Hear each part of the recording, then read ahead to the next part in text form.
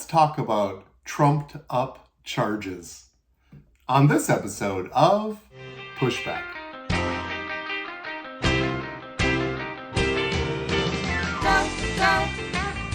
Go, Jonny, go, go.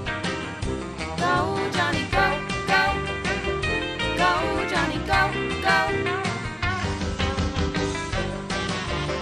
If you're concerned about the direction our culture is heading, then maybe it's time to push back.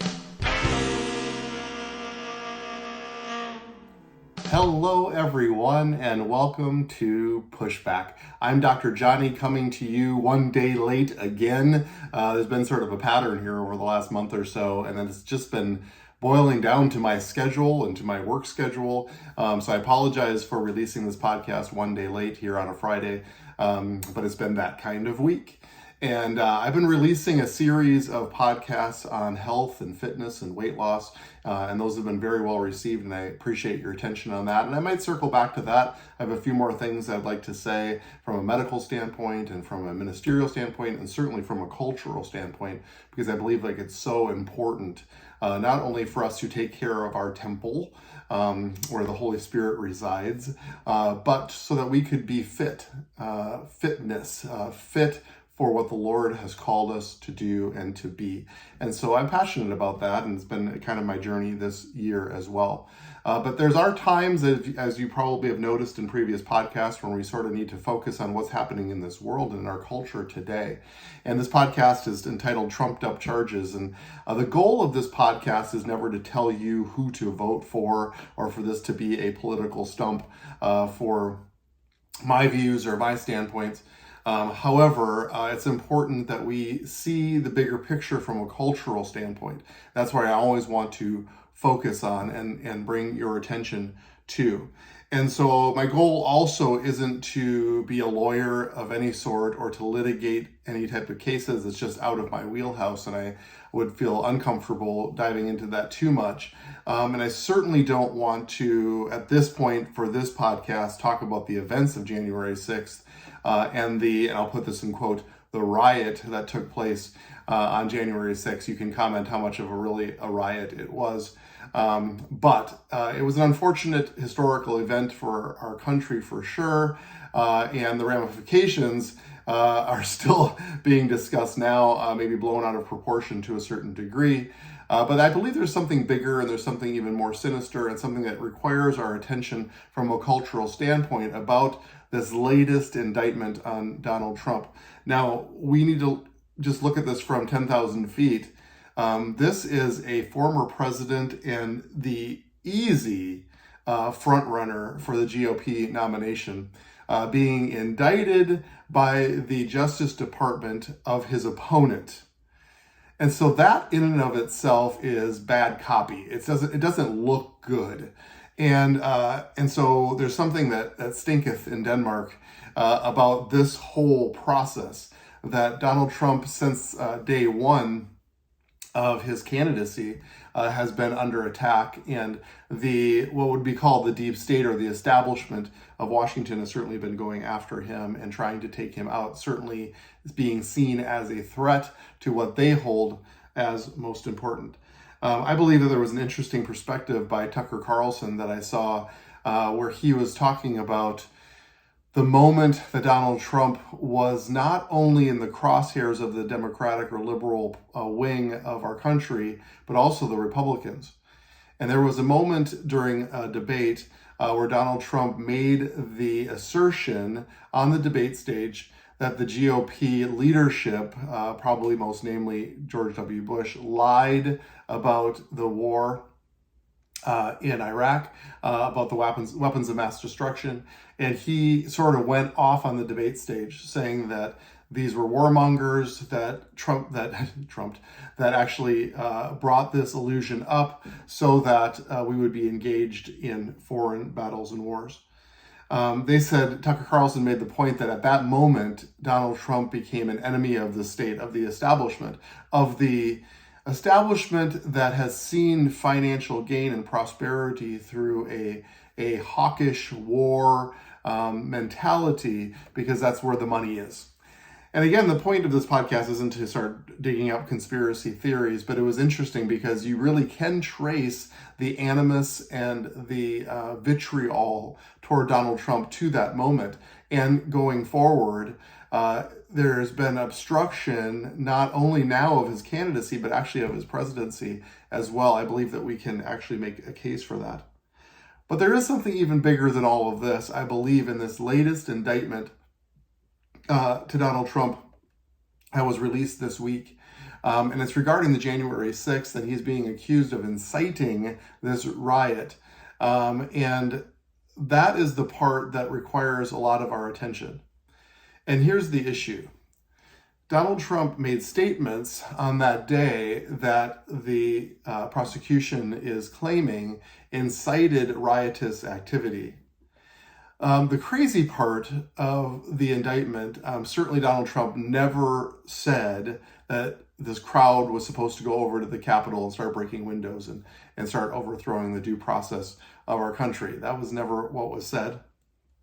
And the problem is that they are saying that he incited this event with knowingly false information.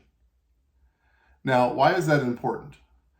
It's important because this indictment flies directly into the face of our First Amendment rights. And really, of all the amendments, you can make arguments or justifications. I believe that it's probably one of the most important. I don't know if the founding fathers put them in order, but I would think that maybe they did. Also in the First Amendment is the freedom of free exercise of religion, which is sort of interesting because that has been nuanced and that has been evolved and maybe shifted with the whole separation of church and state, which is not in the First Amendment. In fact, it was when Thomas Jefferson referenced that phrase in a letter, not a government document, he was actually talking about protecting religion from any tentacles of government. Not the other way around, not protecting government from the tentacles of religion. In fact, once again, if you read the First Amendment, it talks about the free exercise of religion. Free exercise. Free exercise. It's not just the right to have religion. It's not just the right to go to church. It's the right to freely express and exercise our religion. Not freely exercise the right to religion. That's a different thing. It's to freely exercise our religion. I want to make that very clear. The founding fathers saw that as the most important, that the government could never shut down or decrease or eliminate or protect or guard or suppress religious exercise. So here we are now with what I believe is free speech being sort of assaulted in a very overt way in this case. Now, when you look at First Amendment rights and the right of free speech, there are certain exceptions. The classic one that law students always learn in law school is that you can't walk into a theater and yell fire. There are some limits. There from some obscene comments, some things about child protection. There are some things that you can't say as an advertising company that are completely false. That's true. That's true that you can't. So there are some limits. And however, when I looked at the phraseology of those limits, it's interesting because protected under the First Amendment, which I was a little bit surprised, is you can actually talk about breaking the law. You can actually talk about the things in government that are incorrect and maybe should be overthrown or going against certain laws that are on the books. You can actually talk about that freely. What you can't do is incite a mob to go create violence in results of that. And that's obviously what Donald Trump is being accused of. And the court will have to decide whether he actually did that or not. But in the indictment, it's talking about what he said and the conveying of false information. And this is the part that should send a shudder down our spine. Because it is absolutely our First Amendment protected right to say things that aren't even true. We can do that. We can say things that are outlandish or don't have a lot of support. It's called free speech. And that is actually coming under attack. We saw it all in the last year in regards to censorship leading up to the election.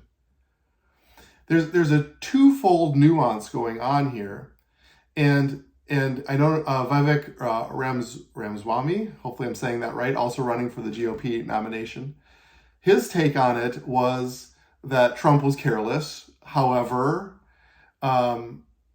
when we have to be careful when we talk about a group of people who feel like they're being censored. And I'm doing a little bit of a quasi-quote of Vivek when he says that when people are censored or quieted, they begin to scream. When they are not allowed to scream, they tend to tear things down. And he feels the events leading up to January 6th was actually what happened the previous year and up into the election, where people felt like they were being censored, where they felt like they were being censored by the government, which, my friends, is communist China type stuff. And so when President Trump stands on the pulpit and says, I think that this election was stolen, he actually has the absolute protected First Right Amendment to say such a thing. And he's being accused of knowingly falsifying that information. Now that is a twofold problem. One is he has the right to say it. Number two is I don't believe that it's actually ever been really litigated whether he was right or not. When a current poll comes out and says about 40% of Americans believe that the last election wasn't free and fair, we have a problem in our country. 40%, I believe that's really a high number years after the actual event. And so when they keep saying that Trump has laid out falsified or unproven or unverified information, well, then verify it. You can't just call it unverified without actually an investigation. And so many judges throughout the country, throughout any investigation attempts by the Trump administration and his campaign, that we still don't really know. So he not only has the right to say it, the accusation that it's falsified is also not true, ironically. And so when the New York Times reporter comes out and keeps saying that Trump is conveying debunked information, well, then show me the debunked information. Show me how it was falsified. Show me how he is lying and saying things that he does not know is true. And so take that aside, just put that into a little pile and move it over to the side. Whether I could be completely wrong, I'm not making any statements about whether the election was free or fair. I'm just saying it's possible. There were things that looked really fishy about it. There are things that make me uncomfortable. There are things about it that didn't seem right at the time. It doesn't seem right now, even 2-3 years later. So if that's the case, then why aren't we investigating that? Why aren't we proving it? But let's just put that aside for a second. What's being litigated now and what Trump is being indicted on is that he gave false information. Now, there's actually been cases in the past where politicians are actually protected against any litigation about the things that they say. Let me break that down. They have the complete right to lie. It's been a well-rehearsed practice for politicians for years. This isn't new or shocking. They can say things, they can confabulate things, they can exaggerate things. That's what politicians do. Now, we can argue the moral basis of that, but that's not a legal basis. So Trump really has the right to say what he wants to say.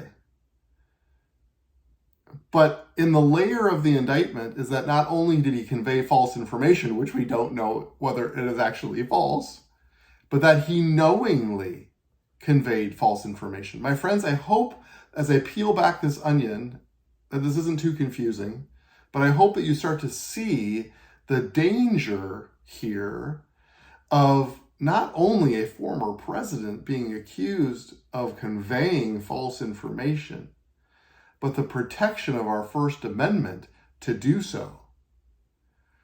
So I can go on my podcast and I can say outlandish things. I don't want to. It's not my culture that I'm creating for my podcast. Let's go back to COVID. I know this is a dangerous place to go. There are many people that didn't agree with me and my positions on COVID or the vaccination. And I understand that. And you have absolutely every right to reject what I say.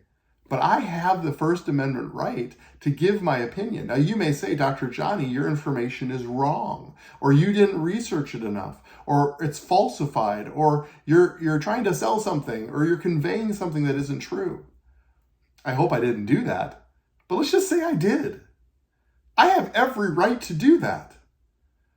Now, there's some rules about false advertising, and I'm not trying to sell anything here. I'm just giving an opinion, which I have absolute right to do. Despite that, there was some censorship that was coming down on YouTube and Twitter and all these different places. We know the story about all of that. And there were even moments where some of the things that I was saying about President Biden and different things were being censored or blocked for a period of time. That's not okay. That's an absolute infringement on my First Amendment rights. The First Amendment rights doesn't say that you have to have all of your facts straight. First Amendment rights does not say that my opinion has to line up with the current administration's opinion, which is the part that sends a chill down my spine. Because really what's happening during this Trump indictment is that he is being accused of conveying information that doesn't line up with the current administration's transcript. My friends, that is a problem. That is a big problem. And you can argue all about the fact that a former president is being indicted at all. Not only a former president, but a candidate, the leading candidate against the current president, and his Justice Department coming after his rival. You can argue all of those things, and I can spend another podcast talking about how that stinketh. But make no mistake about it, the real sinister piece here is our ability to speak. The Founding Fathers put it at the top of the list. It's what I'm doing every week on this podcast. It's what we do at church and at work and at school and all the different places where we have free interchange of ideas. It's the backbone upon which our country was founded. And what happens when the content is being evaluated by a higher up body of people, deciding that what you are saying isn't validated, isn't true, isn't right, therefore we can censor you and turn you off. It's an absolute opposite of what the Founding Fathers intended for us. Free interchange of ideas is one of the most important things that we have as Americans. Which also means that I can turn it off. I don't have to listen to all the CRAP that's being conveyed, even in the woke conversations and the things that are happening. I don't have to listen to it. I don't have to like it. But I will never advocate to have it removed or censored. Our political system right now is going into unprecedented waters. And we as American people need to see it. I'm not advocating who to vote for, but we do have to be completely and acutely aware of what is happening. And we need to send a message at the ballot box that shows that this type of behavior, censorship, totalitarianism, the idea that government knows better, we have to be aware that this is being imposed on us and we can resist. And we need to resist. I smile when I say that because that's my free speech. That's my protective right under the First Amendment to say such a thing, is that we need to resist the idea that the authority and the government can actually censor what we say. First Amendment right. It's simple. I am not an advocate of being careless. And I hope you know this about my podcast. I try to research things the best I can. I try to look into things the best I can. When I was conveying information about the COVID vaccine, it was from a sincere heart. And I, week by week, tried to share the most important salient facts about what I believe and still believe about the vaccine. And I happen to line up actually more with the Democrats on that one than the Republicans, unfortunately. So maybe I wasn't censored for that reason. I don't know. But I have the right to change my mind. I have the right to convey information. I have the right to freely express my opinion. But here's what it comes down to from a cultural standpoint, is that we have to become so much better at sifting through information to find out what is true and what is real. We are living in an age of social media where journalism has completely lost its integrity. See, we used to live under a period of time when information was conveyed to us, that it was verified, that it was true, that it was beyond reproach, because the journalist had already done the work. That has completely shifted now, and we need to be super aware as the citizenry of the United States. That is not the case anymore. Now in the social media aspect, where it isn't about integrity, truth, facts, lining up, it's now about hits. It's now about clicks. It's now about the headlines that catch your attention. And it's about being first. We see it all the time in the sports world. I'm just flabbergasted at some of the sports writers and the things that they write. And it's all just rumor without any kind of factual basis behind it, but they just put a salacious headline in. The Vikings are about to receive, the Vikings are interested in one of these high-ranking free agents. And it turns out that it's just complete conjecture. They have no source. They have no reason to believe it. They just thought that it would be a great headline that people would read, and it worked. I clicked on it. And that's all that matters. It doesn't matter whether it's true or it's real. And I've learned just to read the first sentences, the little blurbs, the little thumbnails about some of these things, because unless it says that this player came to our training camp for an interview, it's most likely just conjecture. Or whether it said that our coach said some kind of direct evidence or eyewitness or statement from somebody who's actually in the know. These journalists are all about just headlines and clicks. It's all that matters.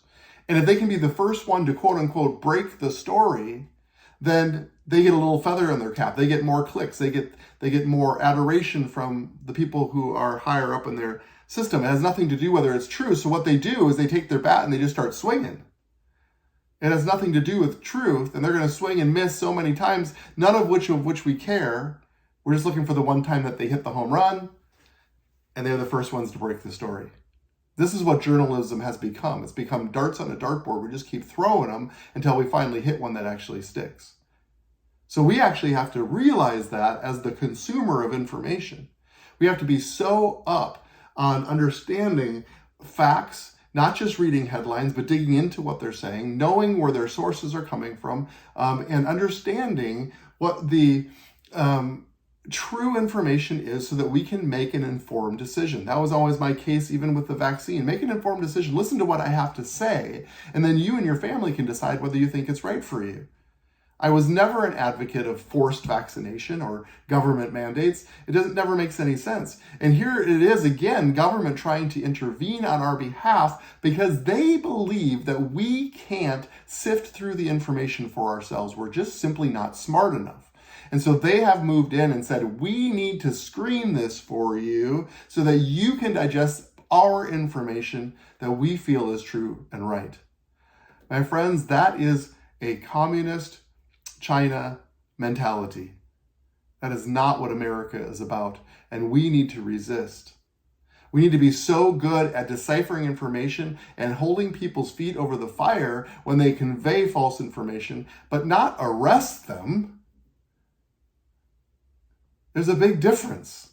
Not indict them, but either just simply reject what they have to say, or refute it with other information, or, God forbid, have an open discourse about information. Sorry about the sarcasm. That's what our country is founded on. Setting up the soapboxes on the corner of the streets and having a discussion about what is best for our country. Government today is starting to decide that they know what's best for our country. And that's a scary proposition. My goal wasn't just to be fear-mongering. My goal is that our eyes are open and that we are aware. I believe that the Father has created us to be people that interchange with each other and desire and long for truth. But we're also in a country that values our ability to convey our hearts, and we can listen to each other in honor, find common ground, and shift the culture towards what is best for our families and for our children. I believe that we can do that. I believe that's at the heartbeat of what this podcast is and was created for. So be aware as this court case goes on, really what's at stake. Be aware of the rhetoric that is going back and forth. And be aware that your First Amendment right is one of the greatest treasures that we have as American citizens. So with that information, let's go together now to set and shape the culture.